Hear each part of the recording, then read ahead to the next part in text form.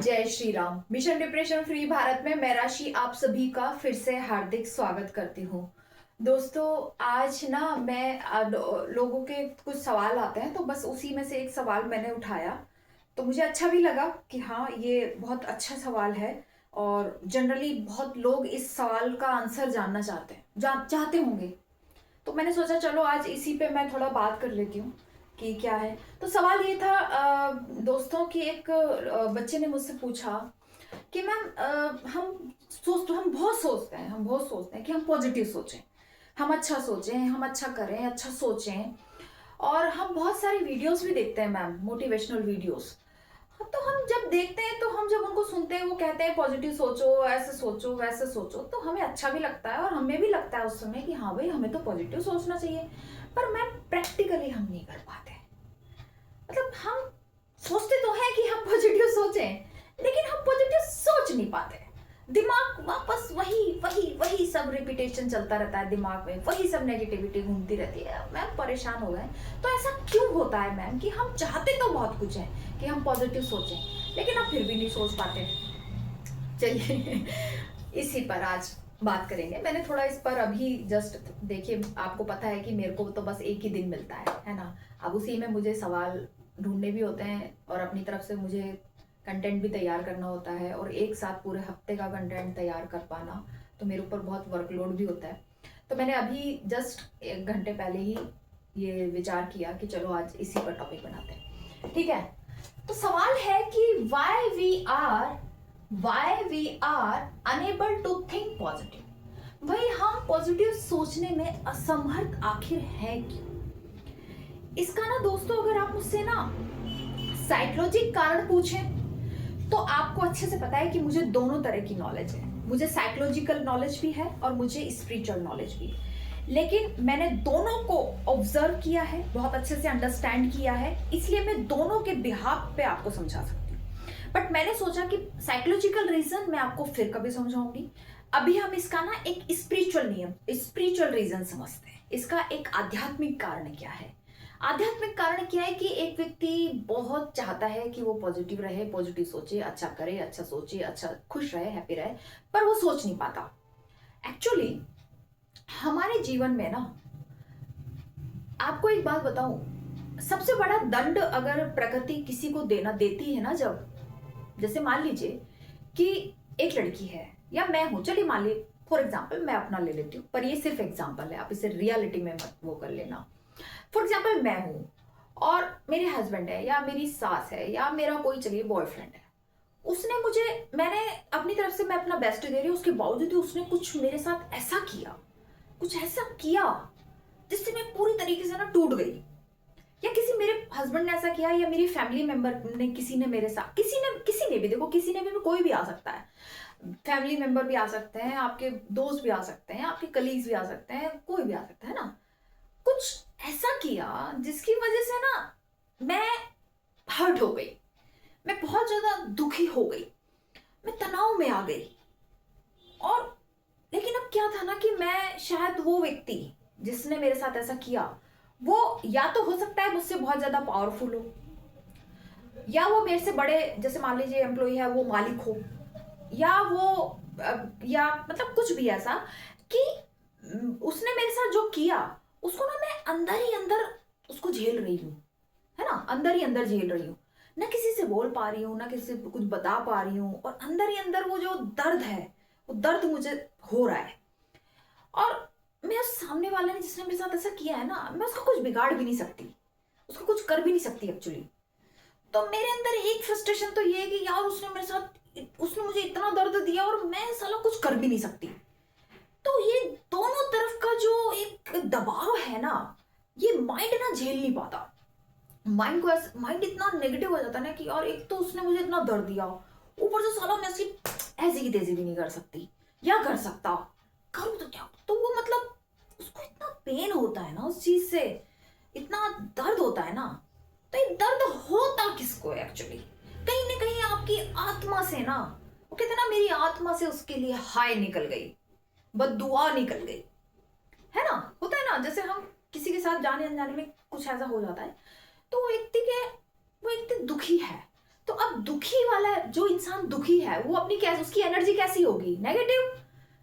जिस आपने उसको दुख दिया है तो वो आपके बारे में क्या सोचेगा, अच्छा सोचेगा क्या, नहीं अच्छा तो नहीं सोचेगा, बुरा ही सोचेगा डेफिनेटली, आपको बुरी एनर्जी सेंड करेगा।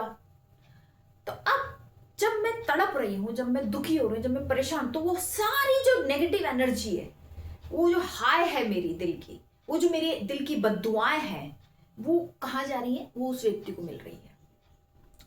अब माना कि वो व्यक्ति बहुत पैसे से अच्छा हो सकता है, हेल्थ से अच्छा हो सकता है, किसी न किसी चीज से अच्छा होता है, या कहीं भी कुछ भी, लेकिन अब आपने कुछ बोला नहीं, आपने आप सह गए अंदर ही अंदर, ठीक है। और फिर एक टाइम के बाद आपने लेट गो भी कर दिया, ये छोड़ यार, भाड़ में जानते हैं, साला छोड़, चलो अपनी जिंदगी में आगे बढ़ो, आप लेट गो करें, आगे निकले। लेकिन ध्यान रखना, एनर्जी नेवर डिस्ट्रॉय। आपके दिल से अगर एक बार किसी के लिए हाय निकल गई तो समझो निकल गई, और अगर आपके दिल से किसी के लिए दुआ निकल गई, ब्लेसिंग निकल गई, तो समझो निकल गई। अब आप उसे वापस नहीं ले सकते, ठीक है। हाँ, आप उसकी फ्रीक्वेंसी को कुछ हद तक कम कर सकते हो, अगर वो व्यक्ति आपसे माफी मांगे या कुछ भी है तो ठीक है, लेकिन जनरली ऐसा होता नहीं है। तो वो जो एनर्जी है, वो जो नेगेटिव एनर्जी है, अब वो आपको ना, जो सेम जो तनाव आपने लिया है, जो मेंटली प्रेशर आपने लिया है, उससे 2 गुना ज्यादा। जैसे मान लीजिए आपने किसी को दुख दिया, और आप किसी ने आपको दुख दिया, और आप उसकी दुख की वजह से 1 महीना आप परेशान रहे, 1 महीने तक झेला आपने उसको, फिर आप लेट गो कर गए, फिर आप आगे बढ़ गए। तो ये जो 1 महीना है, इसका 2 गुना कर दो, 2 महीना और 3 महीना।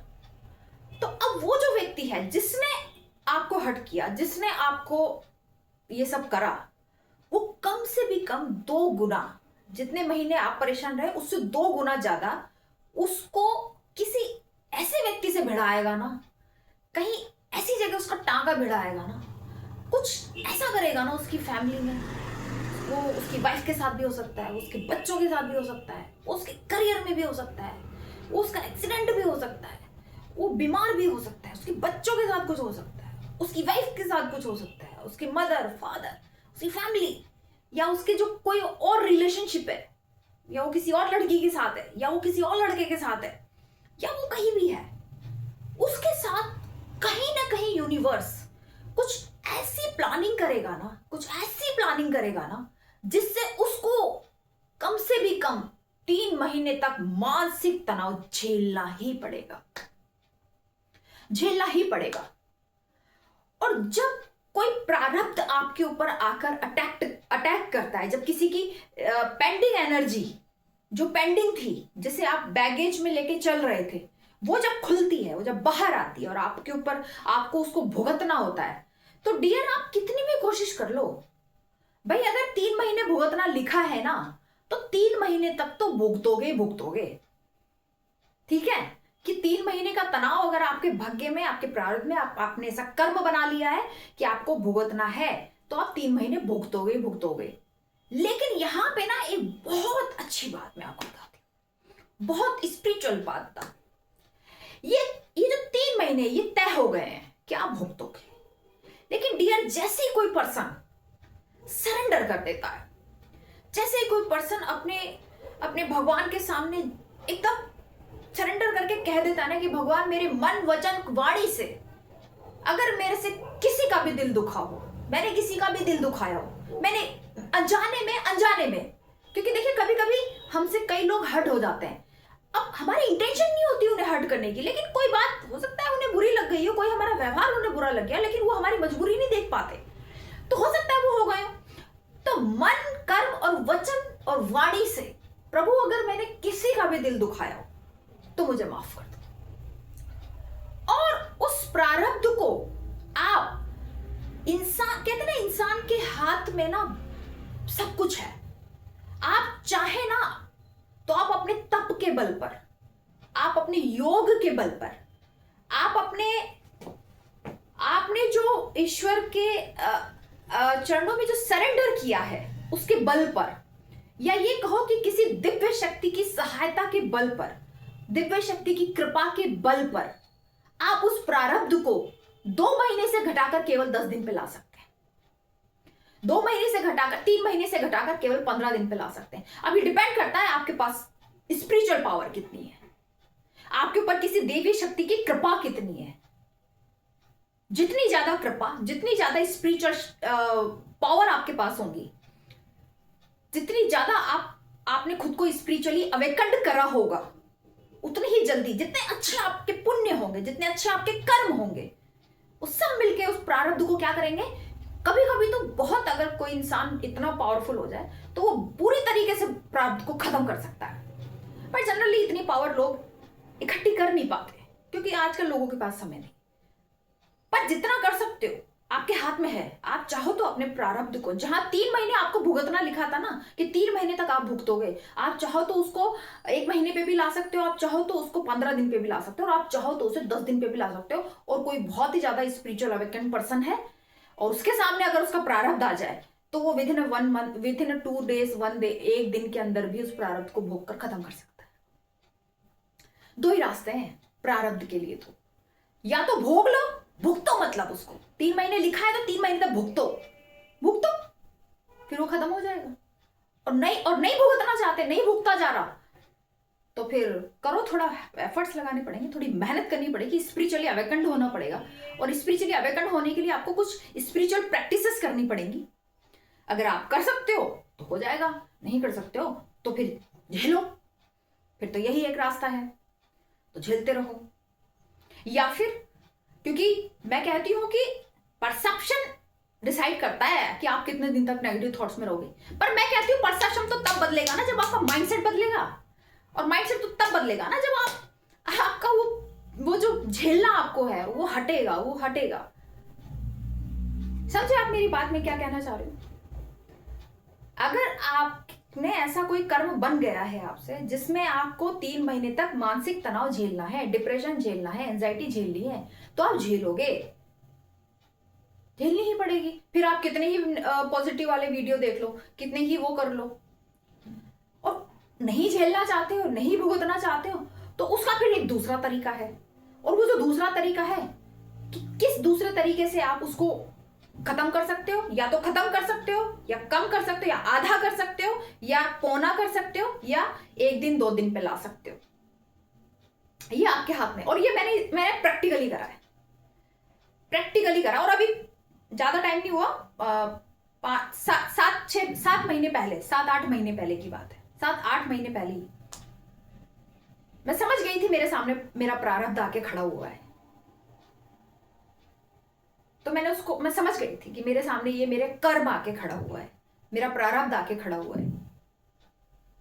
अब मेरे पास 2 रास्ते, या तो मैं इसे भुगतूं, कुछ तो मैं भुगतूं और कुछ मैं भगवान के आगे सरेंडर करूं। तो मैं अवेयर थी, मेरी स्पिरिचुअल अवेकनिंग पहले से हो रखी थी, इसलिए मैं समझ गई कि मुझे इससे कैसे डील करना है। लेकिन अब जनरली इंसान नहीं समझ पाता है कि उसको ये सब हो रहा है तो क्यों हो रहा है, वो कारण ही नहीं समझ पाता है। यही फर्क है ज्ञान में और अज्ञानी में, और ज्ञानी व्यक्ति में बस यही फर्क। ज्ञानी को पता होता है कि उसके सामने जो कुछ भी हो रहा है वो क्यों हो रहा है, किस लिए हो रहा है, उसका रीजन क्या है और उसका सॉल्यूशन भी क्या है। उसको रीजन भी पता होता है, सॉल्यूशन भी पता होता है।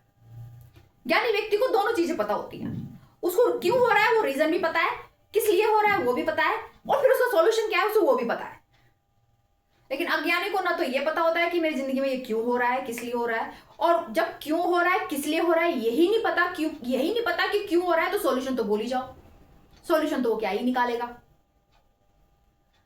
तो इसलिए दोस्तों, अगर आपके लाख कोशिशों के बावजूद भी अगर आप पॉजिटिव नहीं सोच पा रहे हैं, तो फिर रीजन ये है कि वो आपका प्रारब्ध है, आपको भोगना है उसे। 3 महीने तो आप भोगोगे। अब उससे कैसे मुक्त होना, ये मैं अगली वीडियो में बताऊंगी आपको फिर कभी।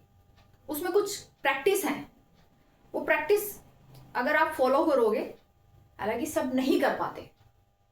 मैंने एक काउंसलिंग दी थी, उसमें उसको प्रैक्टिस बताई थी। उसने कहा मैडम मैंने 1 महीना तो करा और मुझे बहुत अच्छा लगा, फिर मैंने छोड़ दिया।